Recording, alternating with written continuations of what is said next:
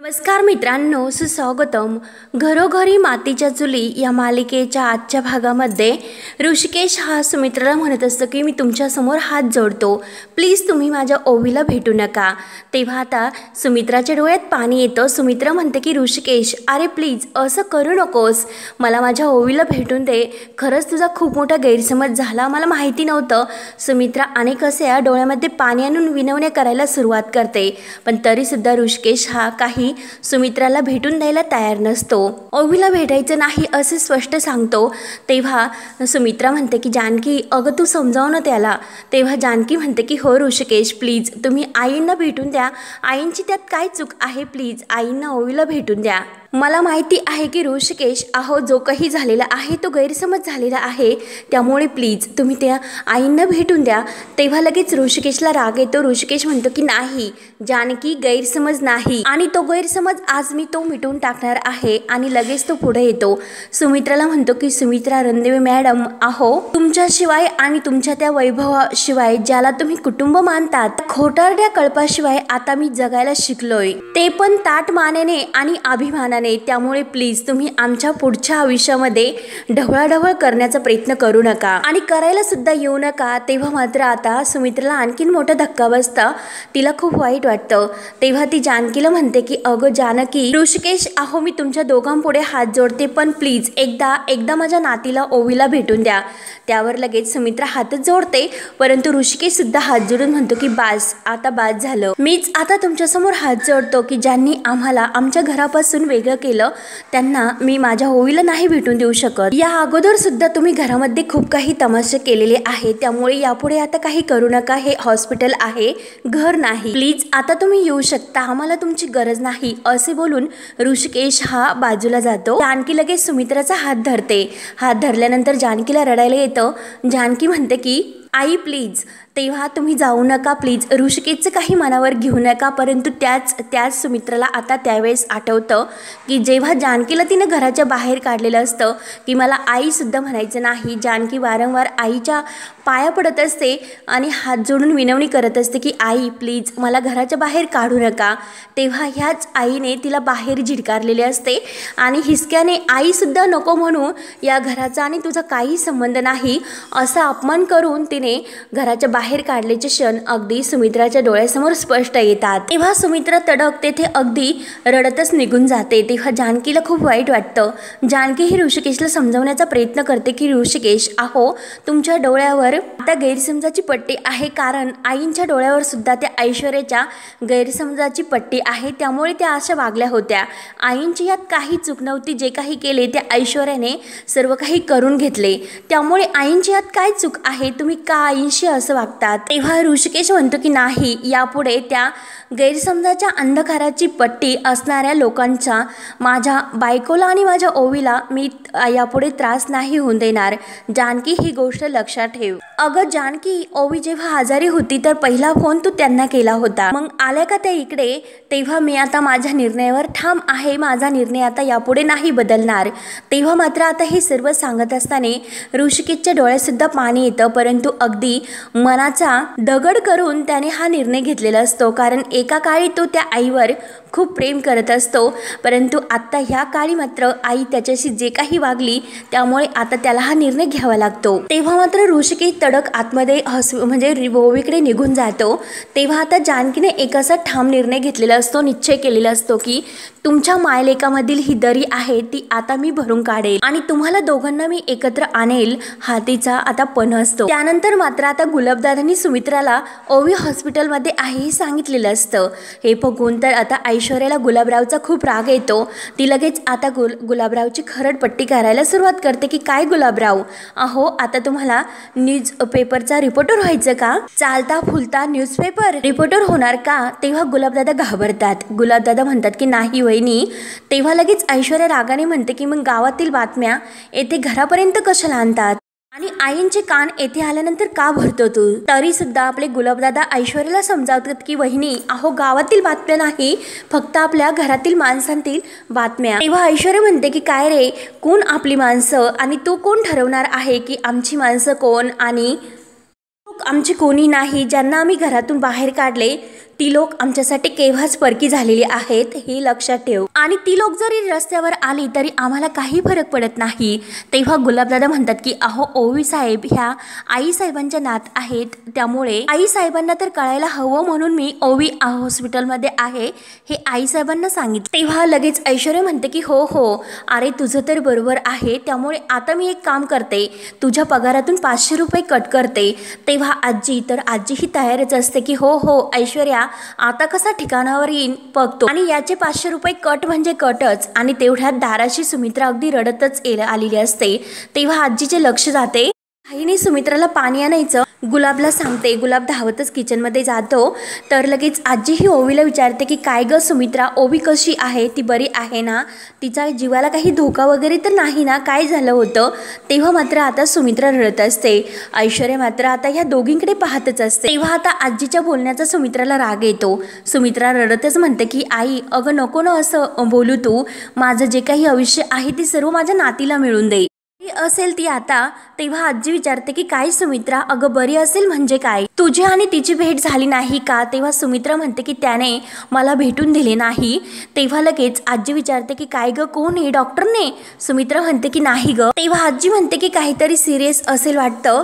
तर सुमित्रा म्हणते की नाही अगं असं काही बोलू नको, आणि मला ऋषिकेशने ओवीला भेटूनच दिलेले नाही, कारण तो मला असे म्हणाला की बाहेरच्या कोणत्याही लोकांनी माझ्या ओवीला भेटायचं नाही. तेव्हा मात्र आता आजीला तेच लागते. आजी लगेच आणखीन कान भरायला सुरुवात करते की हो बाई अगं सुमित्रा तुला बाहेरची म्हणाला, किती माज आला त्याला, तुझ्या त्या सावत्र मुलाला. तर हे ऐकून मात्र आता ऐश्वर्याला आणखीन आनंद होत असतो. त्यानंतर मात्र आता इकडे ऋषिकेश विचार करतो, सुमित्राला त्याने सांगितलेलं असतं की बाहेरचा कोणताही माणूस माझ्या ओवीला नाही भेटणार, मी तुमच्यासमोर हात जोडतो, प्लीज तुम्ही माझ्या ओवीला भेटू नका. हे सर्व काही आता ऋषिकेशच्या डोळ्यासमोर येत असतं. त्याच गोष्टीचा विचार करत असतो. आणि आता ओवीला डिस्चार्ज सुद्धा मिळालेला असतो. ऋषिकेश जानकी ओवी हे घरी सुद्धा येतात. तर जानकी ही ओवीला मस्त फ्रेश करते, आणि चला आता आपल्याला डिस्चार्ज मिळाला, आता मस्त आता खेळायचं राहायचं अभ्यास करायचा. तेव्हा ओवी म्हणते की हो हो आई अगं त्या हॉस्पिटलपेक्षा आपलं घरच खूप मोठं आहे, आणि आई चल आता मी खेळायला जाते असं म्हटल्यानंतर ओवी जायला निघते. तर जानकी तिचा हात धरते, अगं बाळा आत्ताच हॉस्पिटलमधून आली, अजून पोटोबा बरा झालेला नाही, आणि डॉक्टरनी तुला डिस्चार्ज यासाठी दिला की तू घरी जाऊन आराम करशील, खेळण्यासाठी नाही, हो की नाही बाबा, म्हणून ऋषिकेशला विचारते. तर जानकीचं जेव्हा ऋषिकेशकडे लक्ष जातं तेव्हा मात्र आता ऋषिकेशच्या डोळ्यामध्ये पाणी येत असतं, कारण सुमित्राशी तो जे काही वागला त्याचं त्याला वाईट वाटत असतं. तेव्हा जानकी लगेच ओवीला म्हणते की चल आता झोपायचं, आराम कर, आणि चल आता जर डोळे मिटून घ्यायचे 1 ते 100 पर्यंत आकडे मोजायचे. तेव्हा जानकी ही ओवीला झोपी लावते आणि गुड गर्ल असे तिला म्हणते. तेव्हा मात्र आता तरी सुद्धा ऋषिकेश विचारतच असतो. त्यानंतर मात्र आता इकडे आजी ही सुमित्राला म्हणते, अगं ओवीची बातमी कळल्यानंतर तुझ्यातील आई उफाळून आली, आणि तू मात्र धावत ओवीसाठी निघून गेली. तू मात्र सुमित्रा अगं तुझं आई पण निभावलंस, परंतु मुलगा म्हणून ऋषिकेश पुन्हा एकदा नाकर्ता ठरला. त्याने ना तुझ्या भावनांची कदर केली आणि ना ओवी आणि तुझ्या नातेची कदर केली. मात्र आता सुमित्रा तरी सुद्धा रडतच असते. तिला खूप वाईट वाटतं, कारण ती तिच्या ओवीला भेटलेली नाही म्हणून.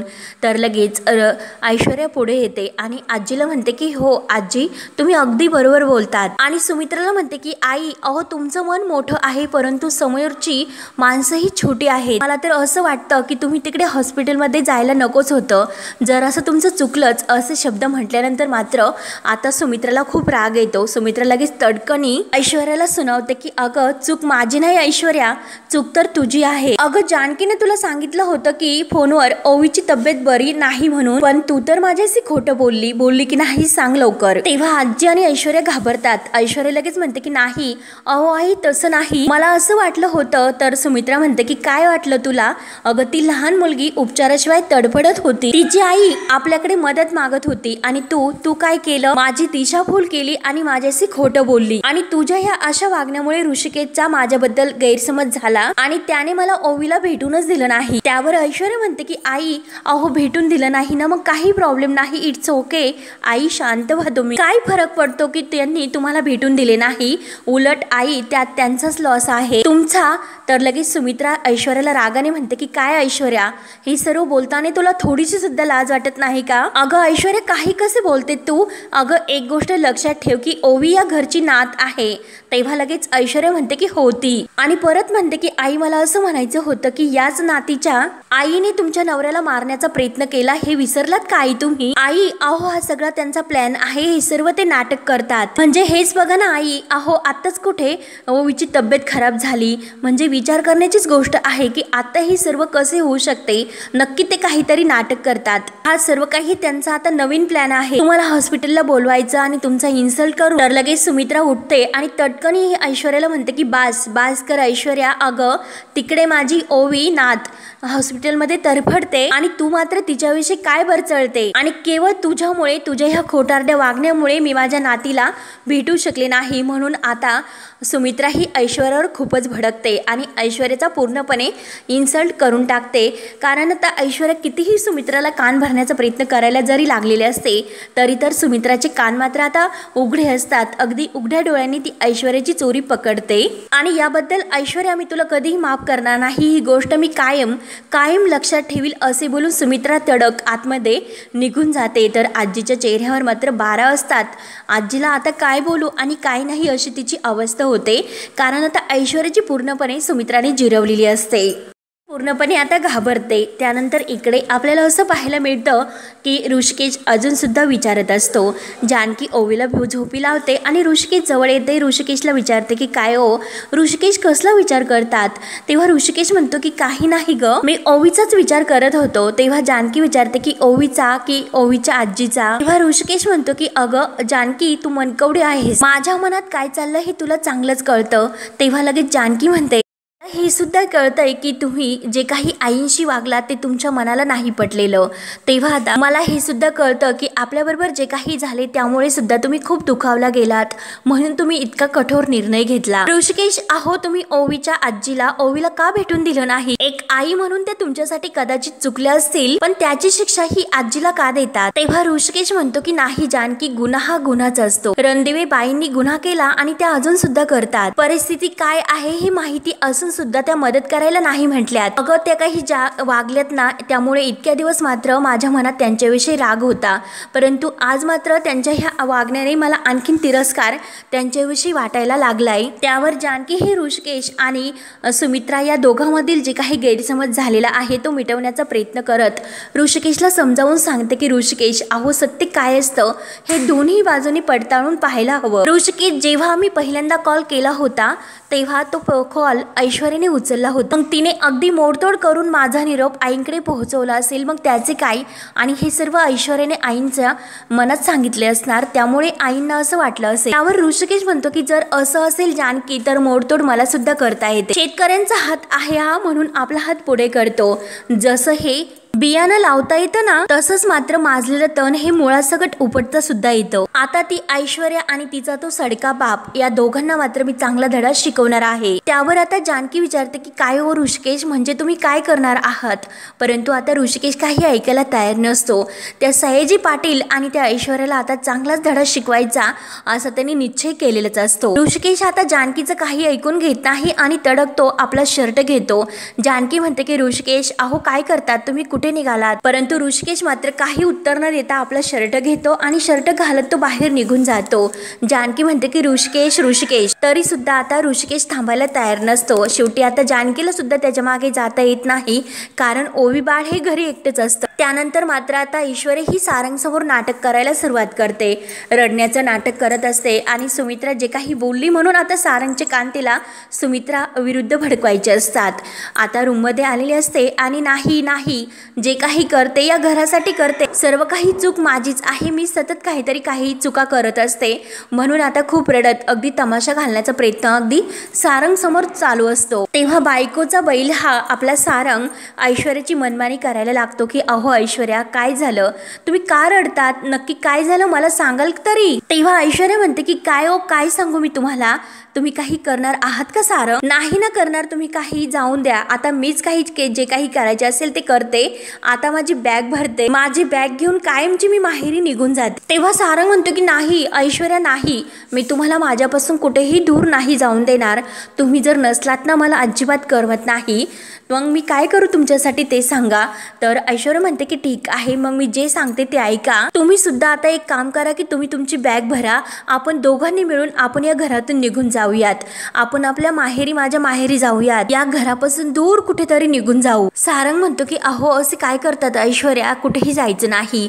ऐश्वर्या म्हणते की नाही मला आता काहीच जमत नाही, मी काही करू शकत नाही, या घरात मात्र आता माझी किंमत शून्य आहे, शून्य. या घरासाठी इतकं काही केलं तरी सुद्धा या घरात मला काडीची किंमत नाही. सर्वजण मला आता झिरो समजतात, झिरो. पंचिंग बॅग सारखं येतात जातात, मला टोमणे मारतात आणि मला हाणतात हो. आणि इतकीच कोणाला मी नकोशी झालेली असेल या घरच्यांना तर सांगा तसे, मी कुठेतरी जाते आणि एकदाचा जीव देते. तेव्हा मात्र आता सारंग ऐश्वर्यावर ओरडतो की ऐश्वर्या अहो प्लीज असं काही बोलू नका, थांबा तुम्ही, थोडं पाणी घ्या, तुम्हाला थोडंसं बरं वाटेल. तर लगेच ऐश्वर्या म्हणते की थोडंसं जास्त द्या. तर लगेच सारंग लगेच तो अख्खा चंबू घेतो आणि ऐश्वर्याला देतो. तर लगेच ऐश्वर्या म्हणते की हो हो आता इतकं द्या म्हणजे त्यात मी जीव देऊन मरून शकेल. तेव्हा सारंग पुन्हा चंबू बाजूला ठेवतो आणि ऐश्वर्याला म्हणतो की अहो ऐश्वर्या असं काय करतात तुम्ही, तुम्हाला बरं वाटावं म्हणून मी पाणी देतो.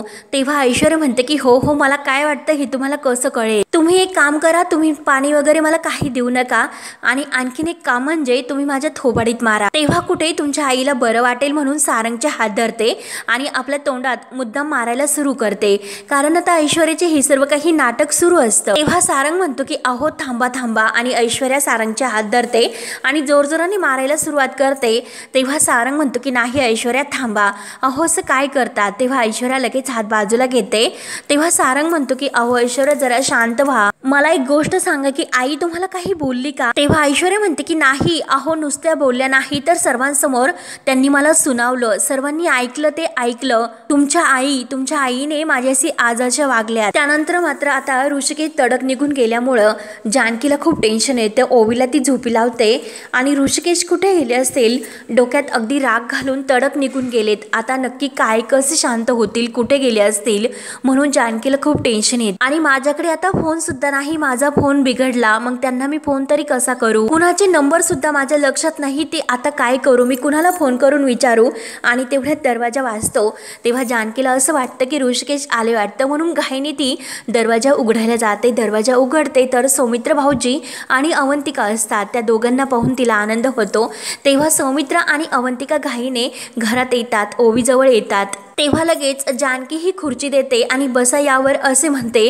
तेव्हा लगेच अवंतिका म्हणते की वहिनी अहो तुम्ही आत्ता बसा म्हणतात का, इतकं सगळं घडून गेलं तरी सुद्धा एकाही शब्दाने तुम्ही मला सांगितलं नाही, एवढे आम्ही परके आहोत का वहिनी. तेव्हा लगेच सौमित्र म्हणतो की हो वहिनी आम्हाला गुलाबकडून कळलं. तेव्हा जानकी म्हणते की सॉरी, खरंच मी मुद्दाम नाही केलं, अहो माझा फोन बंद पडला आणि परिस्थितीच माझ्यासमोर अशी होती की त्यावेळेस मात्र मला काही सुचलं नाही, एकतर कुणाचे नंबर सुद्धा नाही. जानकीच्या डोळ्यात पाणी येतं आणि ती थोडीशी गडबडून जाते. तेव्हा मात्र आता अवंतिका म्हणते की वहिनी प्लीज जरा शांत व्हा आणि हे बघा वहिनी आम्ही काही रागवलेलो नाही, पण आम्हाला वाईट वाटलं हे नक्की. इकडे सारंग हा ऐश्वर्याला विचारतो की काय हो, काय झालं होतं असं, का तुम्हाला इतकं वाईट वाटलं आणि काय झालं होतं की आई तुमच्यावर इतकं ओरडल्यात.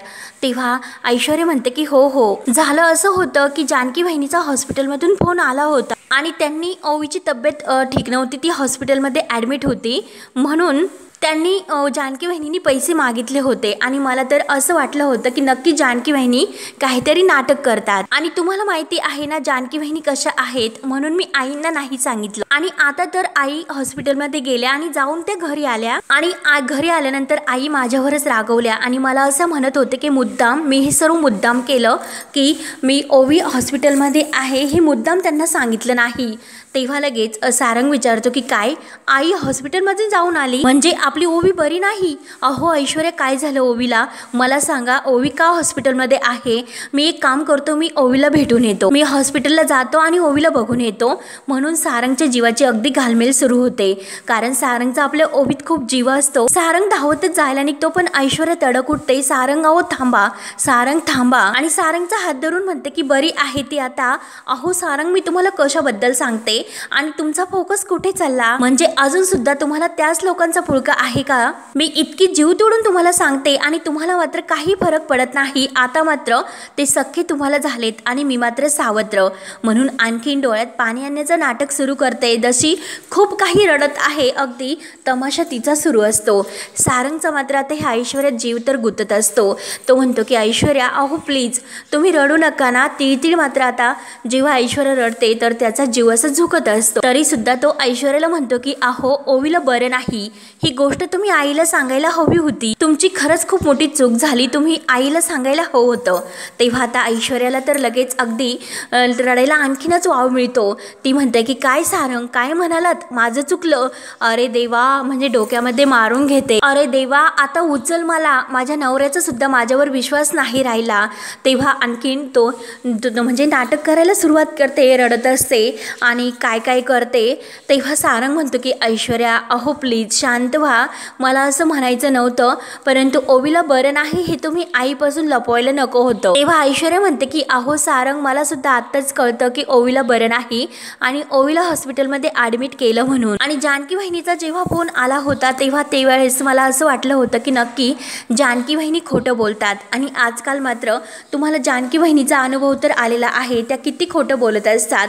म्हणून मला ह्यावेळेस सुद्धा असं वाटलं की त्या नक्की खोटं बोलत असतील. आणि त्यावेळेस मात्र मला काही सुचलं नाही. आणि जर मी आईंना सांगितलं असतं तर आईंचं बरं वाईट जर झालं असतं तर सारंग आपण काय केलं असतं. म्हणून मी हा सर्वाचा विचार केला आणि आईंना हे सर्व नाही सांगितलं. आईंना मी सर्व काही त्यांच्या भल्यासाठी केले आणि आईंनी मात्र काय केलं की सर्वांसमोर अगदी माझा अपमान केला आणि मला तडेतोड उत्तर देऊन दोषी ठरवलं. आणि तसेही घरात सर्वजण मला दोषी ठरवतात, वाटेल तसा अपमान माझा करत असतात. सौमित्र भाऊजी सुद्धा आणि अवंतिका सुद्धा वाटेल तसे मला वागवतात, बोलतात, अपमान करत असतात. त्यामुळे सारंग, खरंच या घरामध्ये आता मी एकटी पडली, अहो एकटी पडली. या घरात माझी बाजू घेणारं कोणी नाही. म्हणून जोरजोराने आणखीन रडायला सुरुवात करते. तेव्हा सारंग म्हणतो की ऐश्वर्या, अहो असं काय करतात, मी आहे ना तुमच्या बाजूने. मी आईशी बोलतो की ऐश्वर्याने का असं केलं की तुझ्या काळजीपोटी तू म्हणजे तिने तुला हे सर्व सांगितलं नाही. ऐश्वर्याची यात काही चूक नाही. मी जेव्हा हे आईला सांगेल तेव्हा आई माझ्यावर विश्वास ठेवेल आणि मी जे सांगितलेलं आहे ते आईंना पटेल, असे सारंग ऐश्वर्याला समजावतो. तेव्हा ऐश्वर्याला की सारंगचा हात धरते आणि तुम्ही खरंच माझी बाजू घेऊन आईंना समजावताल ना. तेव्हा सारंग म्हणतं की हो हो. आणि हे बघा, एक गोष्ट लक्षात ठेवा की कधीही मी कधीच तुम्हाला कुणाच्या नजरेत खाली पडून देणार नाही. सारंग, अहो या घरामध्ये फक्त तुम्हीच आहात की माझी बाजू घेणारा, माझ्या पाठीशी खंबीरपणे उभे राहणारे, माझा नवरा, माझा सारंग. थँक्यू सारंग, थँक्यू सारंग म्हणून सारंगला आपल्या मिठीत घेते आणि बरोबर आपल्या प्रेमाच्या जाळीत ती अडकवते आणि आपल्या हाताखालचं पावला त्याला बनवते. आणि मनात त्याला मिठीत घेतल्यानंतर मात्र म्हणते, किती मूर्ख आहे हा डिफेक्टिव्ह, याचाच वापर करून आता मी माझी इमेज क्रिएट करणार आहे आणि आपल्या डोळ्यातील पाणी पुसते. कारण आतापर्यंत सारंगशी जे काही चाललेलं होतं ते केवळ एक नाटक होतं. त्यानंतर मात्र आता इकडे अवंतिका जानकीला विचारते की अहो हे सर्व ठीक आहे, ते सर्व जाऊन द्या, परंतु आता ओवीला कसं वाटतं, बरं वाटतं ना, तिने औषधं घेतली ना.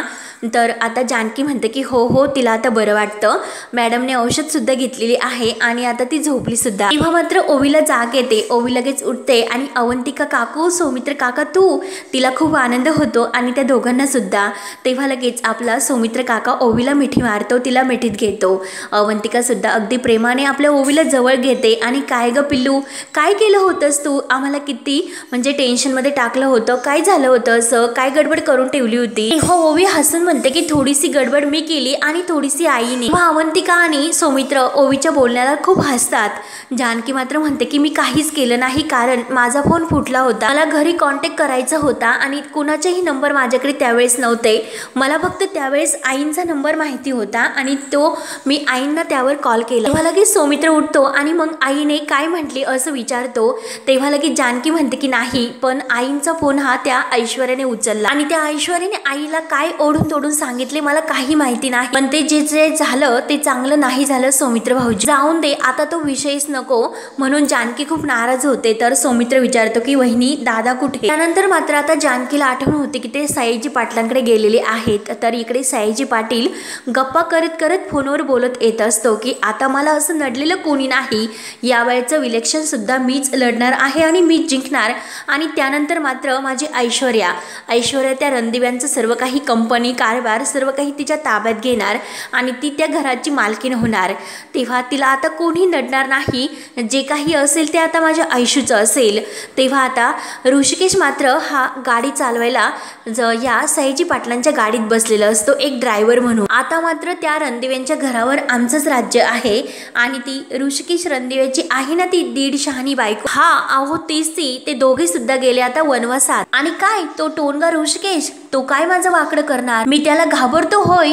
चल आता फोन ठेवतो आणि लगेच सयाजी पाटील गाडीमध्ये बसतो आणि आपला किसना ड्रायव्हर आहे ना त्याला म्हणतो की एक किसन्या चल आता, बिगी बिगी कशाला, अरे तोंड दडलंय का तुझं, बोलत नाही, घराकडे गाडी लवकर घे पटकन, बिगी बिगी नको तर लवकर पटपट चल. तेव्हा मात्र आता ऋषिकेश हा ड्रायव्हरचे सर्व काही कपडे घालून ड्रायव्हरला बसलेला असतो आणि आपली टोपी वर करतो आणि आरशामध्ये सयाजी पाटलाला आपला चेहरा दाखवतो.